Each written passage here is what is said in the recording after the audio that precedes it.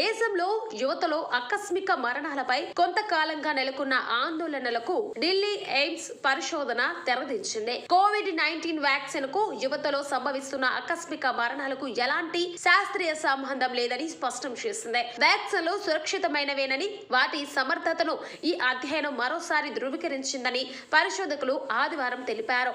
భారత వైద్య పరిశోధన మండలికి చెందిన Indian journal of medical research లో ఈ అధ్యయన వివరాలు ప్రచురితమయ్యాయి.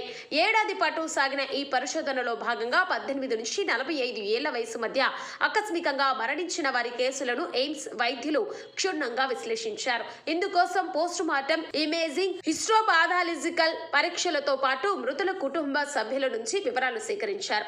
ఈ విశ్లేషణలో కోవిడ్-19 వ్యాక్సిన్ తీసుకున్న వారికి, తీసుకోని వారికి మధ్య ఆకస్మిక మరణాల విషయంలో గణాంకాల పరంగా ఎటువంటి తేడా లేదని తెలిపింది. యువతలో సంభవించిన మరణాలకు ప్రధాన కారణంగా గుండె సంబంధిత వ్యాధులు ఉన్నట్లు గుర్తించారు. శ్వాసకోశ సమస్యలు, ఇతర అనారోగ్యాలు కూడా కొన్ని కేసులలో మరణానికి దారితీశాయని తేలింది.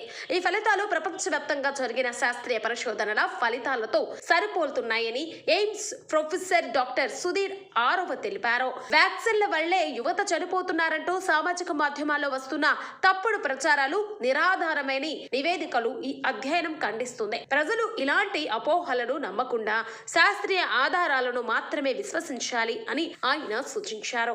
యువతలో ఆకస్మిక మరణాలకు గుర్తించని అనారోగ్య సమస్యలే కారణమని, క్రమం తప్పని ఆరోగ్య పరీక్షలు, జీవనశైలి మార్పుల ద్వారా ఇలాంటి ముప్పులను తగ్గించుకోవచ్చని ఆరోగ్య నిపుణులు సలహా ఇస్తున్నారు.